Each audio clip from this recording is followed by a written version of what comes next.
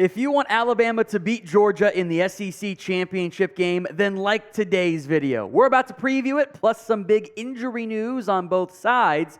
But I figure every single Alabama fan watching wants to win, so like the video right now. We have data to prove it. The more likes we get, the more likely it is Alabama wins. Georgia now a 6-point favorite in the SEC championship game. This line kind of been rising up a little bit, perhaps in part because of some injury news that we'll break down here momentarily. The over-under sit at 54.5 in what should be one of the best conference championship games this week. Should at least be more competitive than Michigan-Iowa. That's not a high bar, I know, but it is a bar that should be cleared. Absolutely a must-watch football game. First, some injury news. Seems like Jaheim Oatis is healthy. There'd been some question at some level there, but big guys get banged up. He's going to be good to go. Where things are more questionable is Jase McClellan. There had been reports last night that McClellan was out against Georgia. Well, Nick Saban was asked about it and said this, quote, "He's not been able to do a lot. We'll see how he does today, where he is." I'd say that we'd have to say he's probably questionable for the game at this point, but I think it's probably too early to tell. I'm not going to doubt the reports that are out there. I'm going to operate under the assumption that you will not see Jase McClellan out there, which would be a significant loss for Alabama, would mean a lot of Roydell Williams, Jam Miller, and potentially could free up some snaps for Justice Haynes. But that would be a significant loss for Alabama if McClellan is indeed out with a foot injury. So leave it as a question mark, acknowledging the reports and what Nick Saban had said. There are some injuries, a lot of them here for Georgia. The big ones that I'm focused in on are on the offensive side for Georgia, where Kirby Smart's playing coy, saying, they haven't done that much. Also said Robert Thomas did some 11-on-11 stuff, which means he practiced. So I'm not sure how that we're saying that's not doing much, but I digress. Ladd McConkey, I think, will play.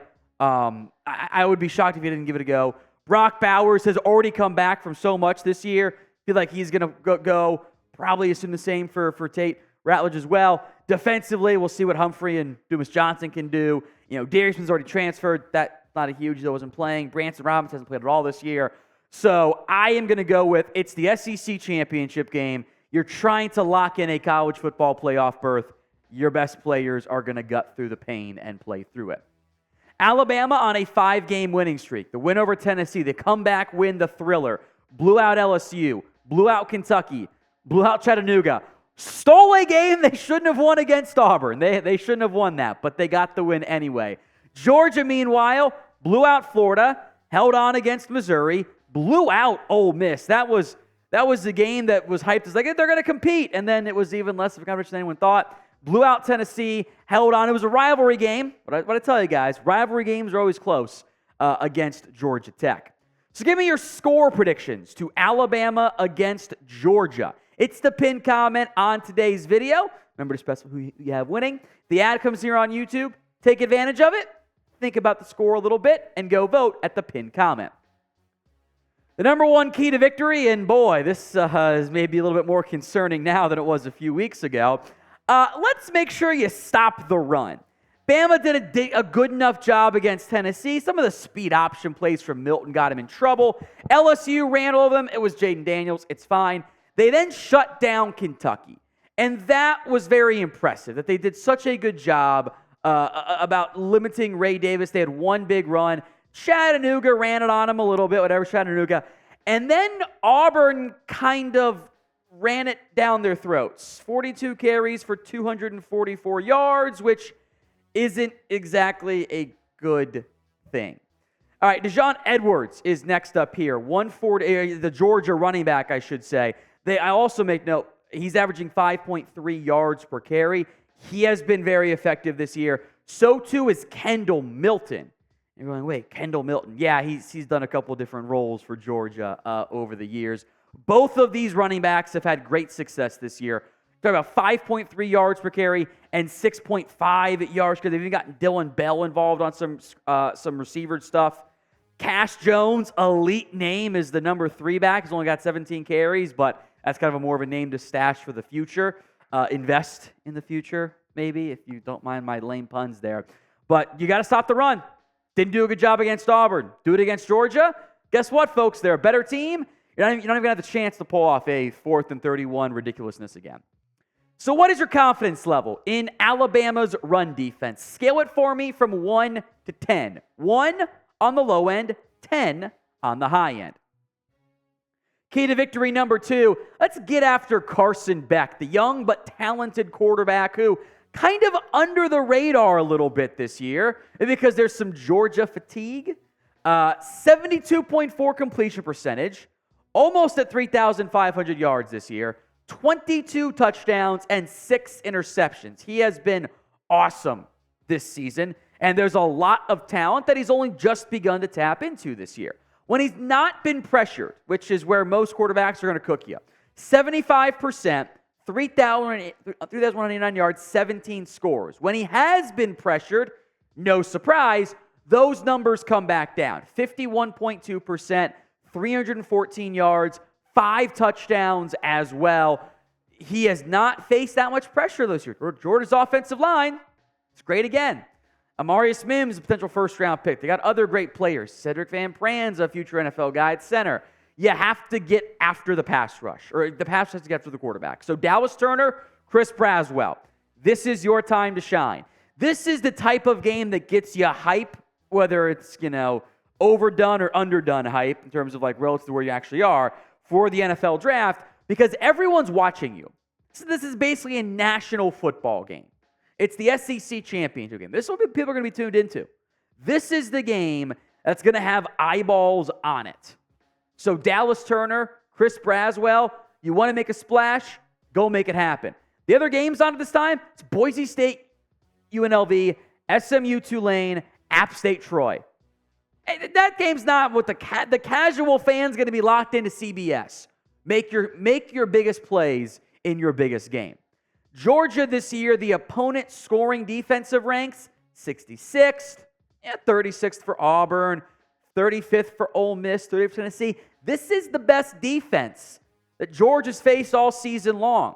It would be nice if the Bama defense looked like a top 10 scoring defense or top 10 defense overall that they've shown flashes of, but kind of weren't against Auburn. At least weren't consistently enough against Auburn.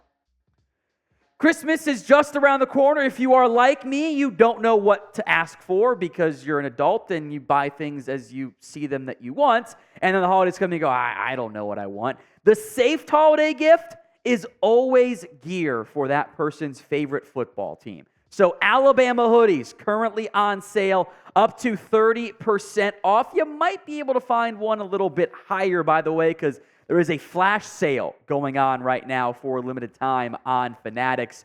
Go to chatsports.com/Bama hoodie. We'll put that link in the comments section and the description of today's show. It is getting much colder as we now approach the December months and January months. Hoodies are perfect.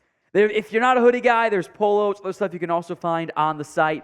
Go to chatsports.com/Bama hoodie. It is the perfect holiday gift for you or a loved one. You can add it to your Christmas wish list or get it for your loved one this year. Again, link will be in the comments and the description of today's video.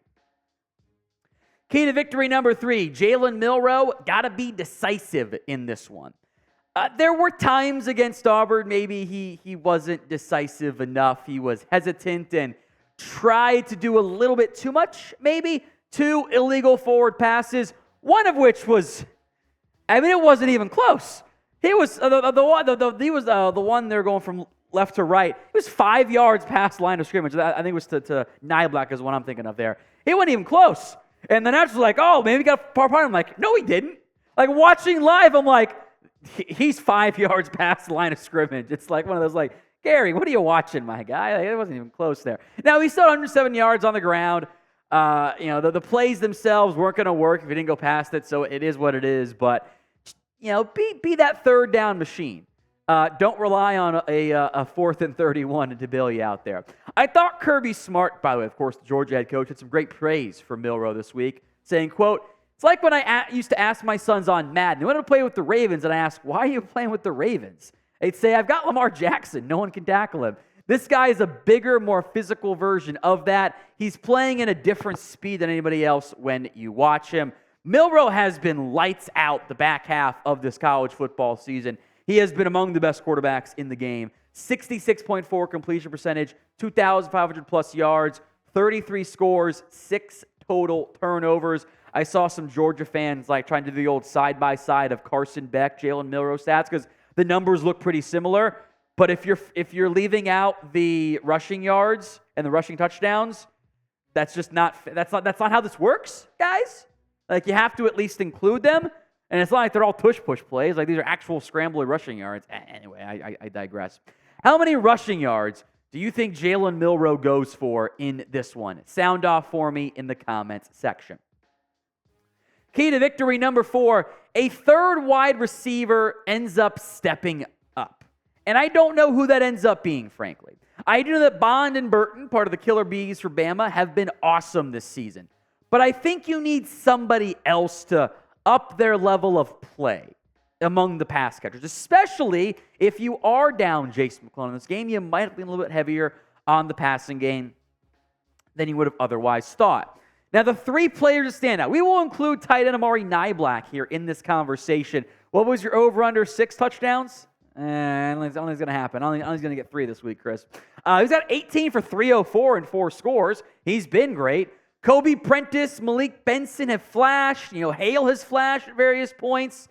And they've been doing some fun stuff in the backfield as well with some receivers. So I'm curious to see if somebody else emerges. I don't know if just 2 receivers can take over for Georgia. Or for Alabama against you. I think that might just be asking a little bit too much for that. Because, again, there are some very talented players in this Georgia secondary. I think Kamari Lash is the top 50 pick. Malik Starks, Everett, Bullard, etc. Tiki Smith has been awesome this season. Bullard, the safety, is an awesome footballer. There is a lot of talent in this Georgia secondary. Starks, Smith, Bullard, Everett. Lassiter's played great football as of late this season. So there's a lot of talent there in that secondary. Shocking, I know. They recruit with just alongside of Bama in terms of greatness. So that certainly isn't a huge surprise from that perspective. So what other receiver are you putting the pressure on to step up against Georgia for the Crimson Tide? Sound off in the comments section. Final key to victory, got to be more physical. Georgia is on a 29-game winning streak. That sounds fake. It's incredible, right? They dominate everybody physically. What you cannot do as Alabama is afford to get pushed around. This is the SEC championship game. You're going to get punched in the mouth. You got to be able to counterpunch and stand strong and not wobble when that happens. You can't afford to get behind in this football game. I think you don't want to have to be playing catch-up. For many players, this could be their last game ever at Alabama. Because I don't know if they need to play in a bowl game. Like, if you're Kool-Aid McKinstry, do you need to play in a bowl game? No. Latham? No, you don't need to. If you want to, great. But I'm also not going to fault the 21-year-old for going, I'm not going to risk injury for one more game in a bowl game. Yeah, it's a New Year's Six bowl game, but he's not going to do it. So play like it's your last game ever. To use the old cliche, leave it all out there on the field. Before we go, producer Chris's score prediction, Bama wins 24-23. I have some Kool-Aid in the back. I'm kidding. I wouldn't have done anything else for me there, producer Chris. He will also have the post-game reaction video for you guys on Saturday, and then Sunday he will have the bowl game announcement. Hopefully college football playoff related. Otherwise, it'll be the announcement and kind of a mini preview, I guess, of whatever bowl game they would play. Otherwise, hopefully it's college football playoff. If it is CFP, we'll do extra previews on that as well. Plus, I'll have a bunch of transfer coverage for you guys in the coming days and weeks. Hit that sub button, youtube.com/RollTideTV.